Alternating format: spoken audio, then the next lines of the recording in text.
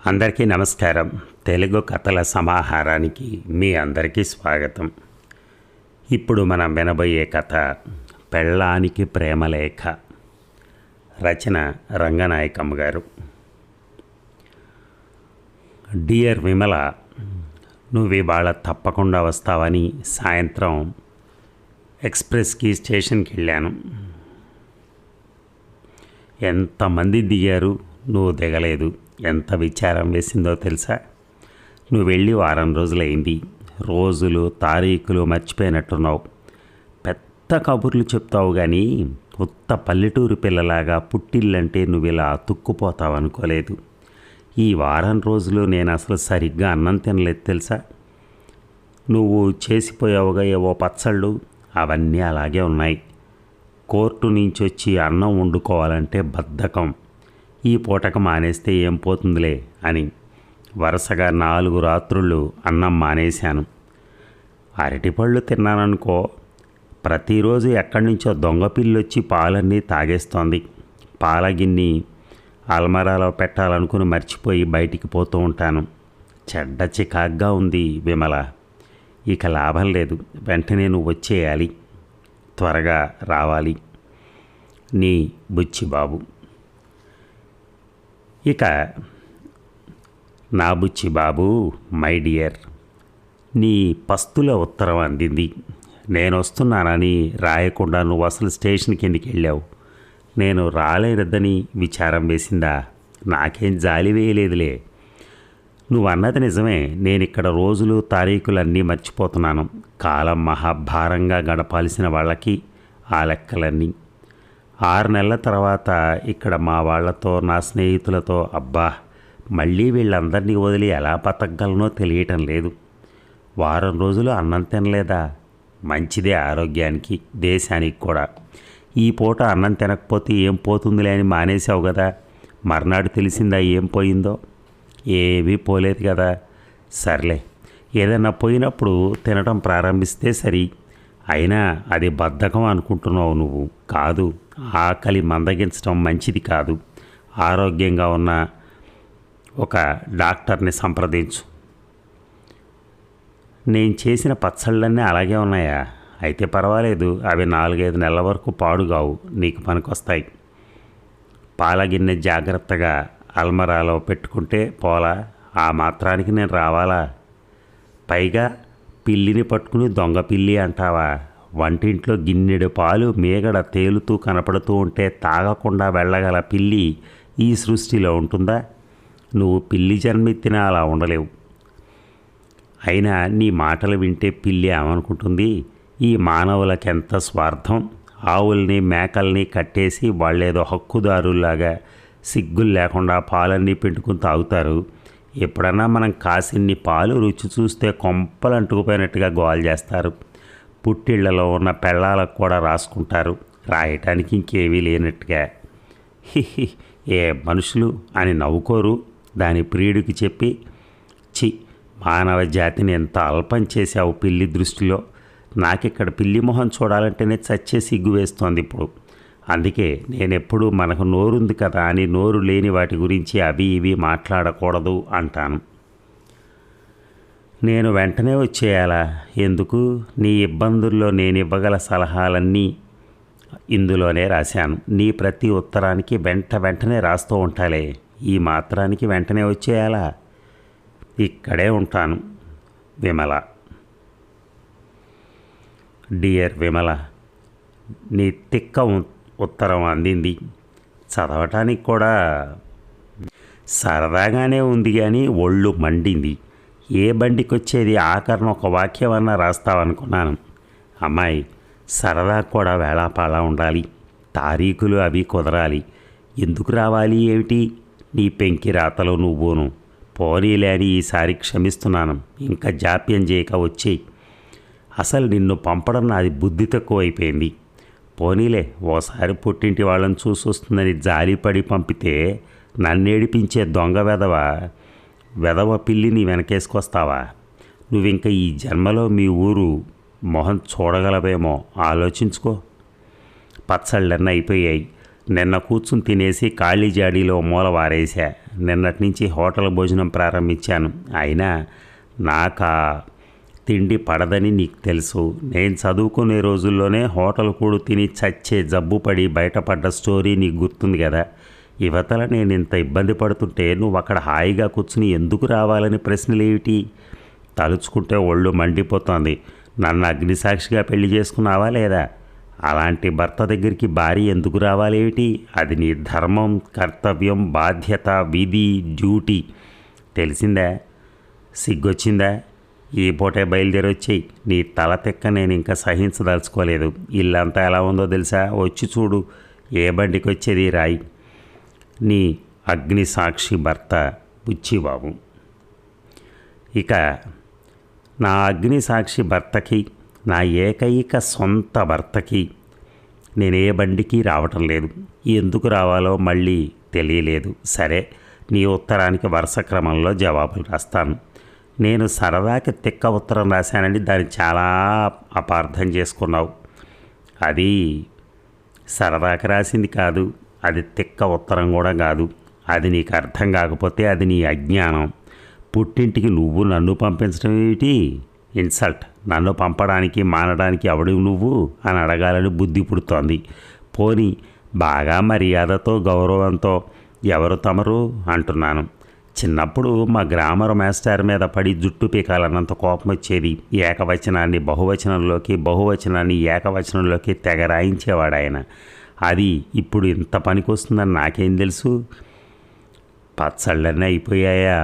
Hotel తిండి మొదలెట్టావుగా, పర్వాలేదు. ఆ జాడీలన్నీ మూల పారేసించకపోతే కడిగేసి తుడిచేసి దాచేరాదు. ఇంట్లో తిరగడానికి నీకే సుఖంగా ఉంటుంది.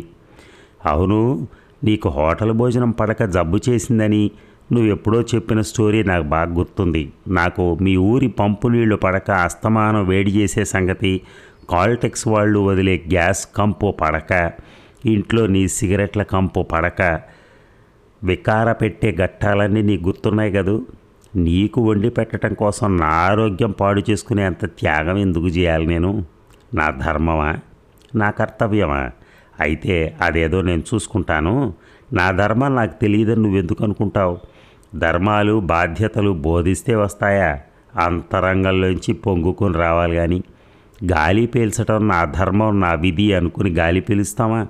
పీల్చకుండా బతకలేక. కానీ అంత సహజ ధర్మాలే ధర్మాలు. కానీ భర్తకు వంట వండడం, జాడీలు తోమడం, పిల్లుల్ని తోలటం ఇవా ధర్మాలు? ఇవన్నీ ఉత్త దరిద్రపు చాకిరి. ఇల్లంతా ఎలా ఉందో చూడటానికి నేను రాదలుచుకోలేదు. కావాలంటే ఫోటోలు తీసి పంపించు, నా సలహాలు రాస్తాను. నువ్వు నివసించే ఇల్లు నువ్వే పరిశుభ్రంగా ఉంచుకుంటే నువ్వే సుఖపడతావు, ఉంచుకోకపోతే నువ్వే కష్టపడతావు. నేను మాత్రం ఇక్కడ చాలా సుఖంగా ఉన్నాను. మా అమ్మ నాకెంతో ఇష్టమైన కూరలన్నీ వండి పెడుతోంది. మా అన్నయ్య రోజూ సినిమాలకు తీసుకెళ్తున్నాడు. నా స్నేహితులతో కాలక్షేపం చేస్తూ చాలా హాయిగా ఉన్నాను. ఇవన్నీ వదిలిపెట్టి నీకోసం ఎందుకు రావాలో నాకు అర్థం కావట్లేదు. ఇక్కడే ఉంటాను. విమల. ఇక భార్యామణి, నీ వ్యవహారం ముదిరి పాకాన పడుతోందే. ఎంతో మంచివాణ్ణి, నాకే కోపం తెప్పిస్తున్నావు. ఏదో మొదటి ఉత్తరం సరదాకి రాసావు కదా అనుకున్నాను. ఈ వేళకి 2 వారాలు నువ్వు వెళ్ళి. ఏమిటి తమాషానా? ఇంత మొండిదానివయ్యావే.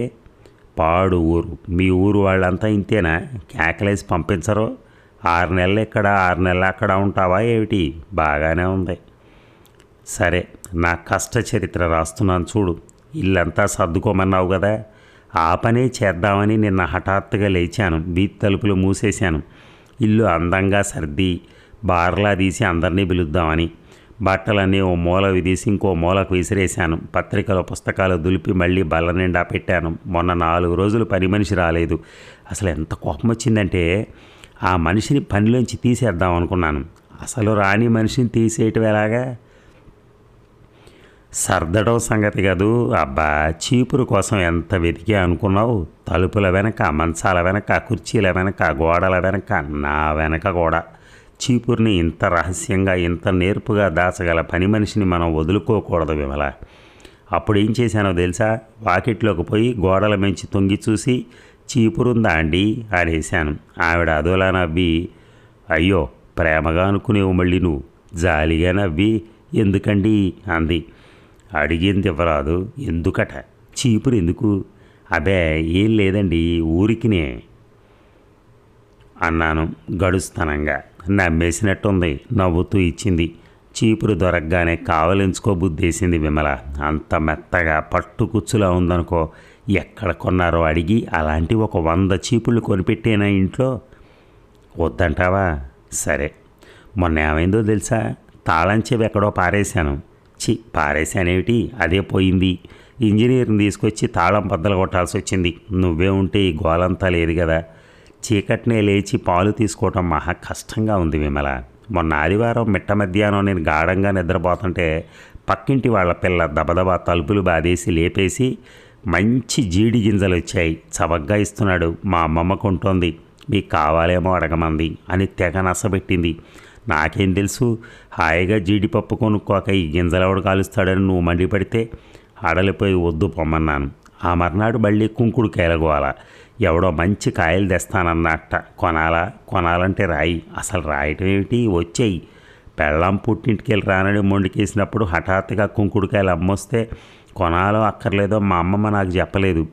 ఏ బండికి వచ్చేది రాయక్కర్లేదులే, నీకు ఇష్టమైతే గూడ్స్లో అయినా వచ్చేస్తావు. వచ్చేద్దు విమల, మంచిదానివి. తాజా కలం నీకోసం అందమైన తెల్ల చీర కొని ఉంచాను. సన్నజాజులంత చిన్న పువ్వుల బార్డర్ నీకు చాలా నచ్చుతుంది. నా మాట నమ్మకపోతే వచ్చి చూడు. మళ్ళీ వెర్రిముర్రి ఉత్తరం రాయకు సుమా. నీ బుచ్చిబాబు. ఇక నా డియర్ బుచ్చిబాబు లేదా డియర్ నా బుచ్చిబాబు, నువ్వు రాసిన ఈ ఉత్తరం కూడా బాగానే అందింది. నాకు నిరాశ కలిగిస్తూ ఇక ఈ చెత్త ఉత్తరాలు నేను చదవలేను. మీ ఆయన తెగ రాస్తున్నాడు, వెళ్ళిపోతావా అన్నారు నా ఫ్రెండ్స్. అబ్బే ఎందుకు వెళ్తాను అన్నాను నేను. అవును, ఎందుకు రావాలి? కుంకుడుకాయలు జీడి గింజలు కొనాలో లేదో తేల్చడానికేగా. ఏం పర్వాలేదు, కొనమని రాస్తే పోలా, కొనక్కర్లేదని రాస్తే పోలా. ఈ మాత్రానికి అర్జెంటుగా బయలుదేరాలా? సిగ్గుచేటు. పక్కింటి వాళ్ళ చీపురు ఇచ్చేసావా? చీపురుని అంత గొప్పగా వర్ణించిన నీ కవితాశక్తికి నా జోహార్లు.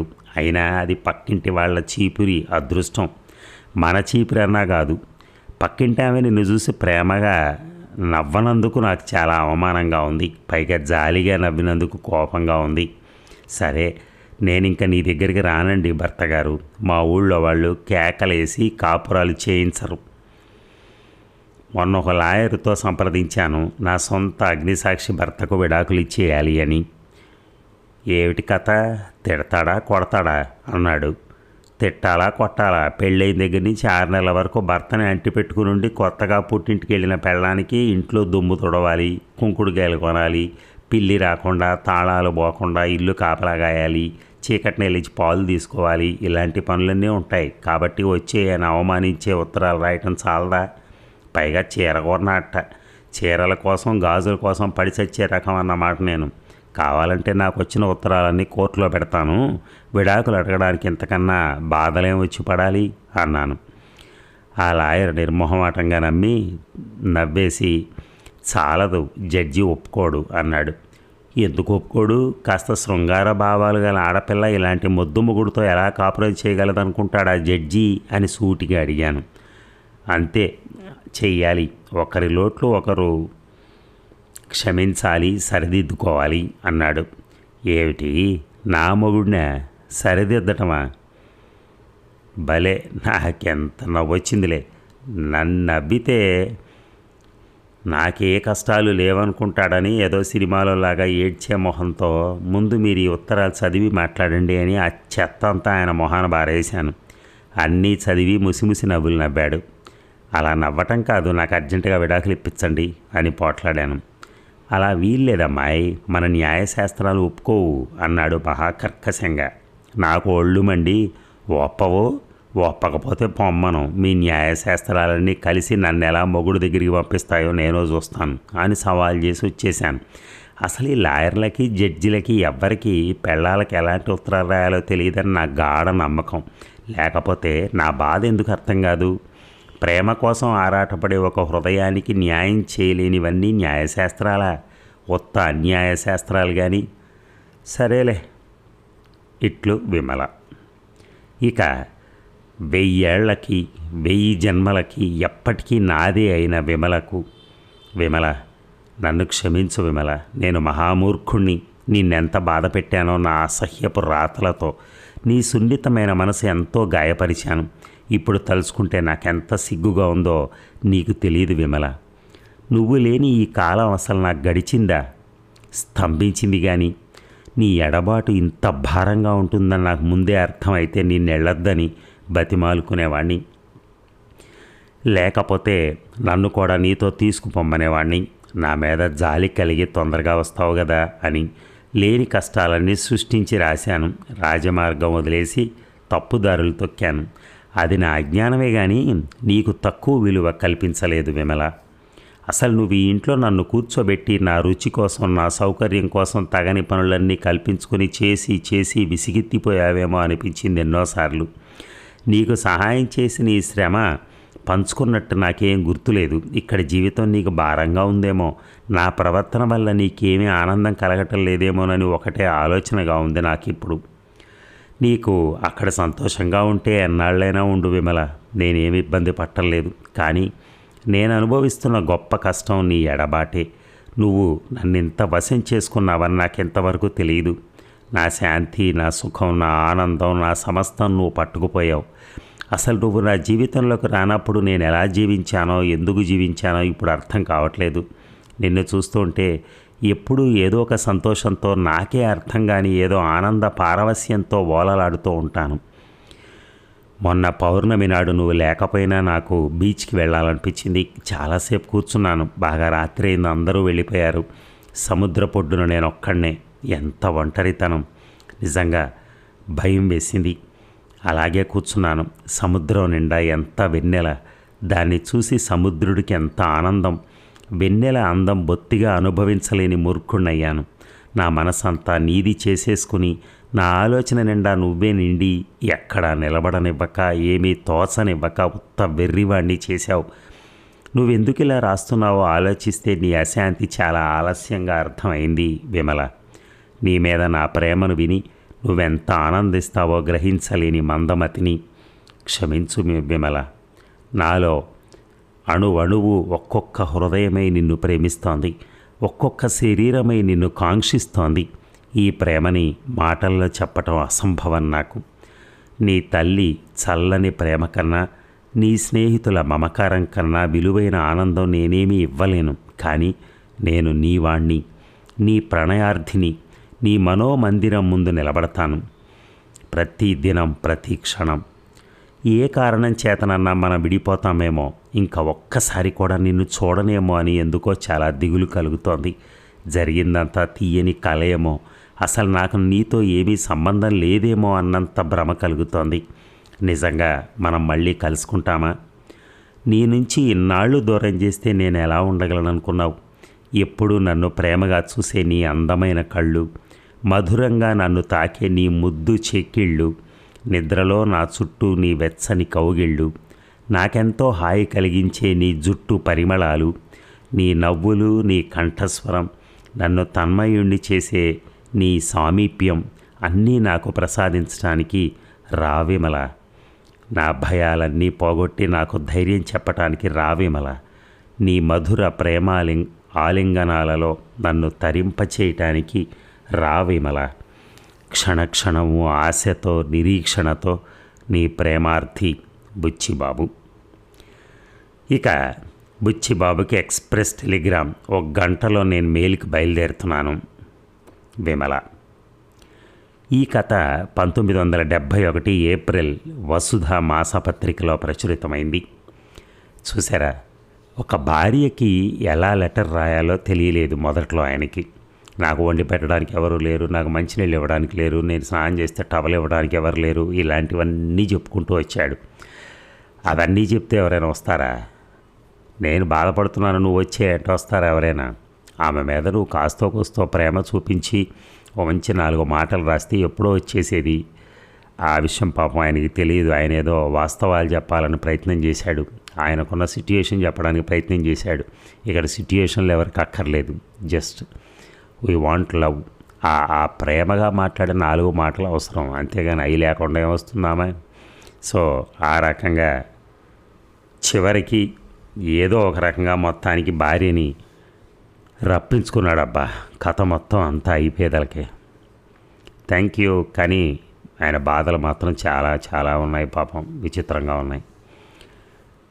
Okay, thank you.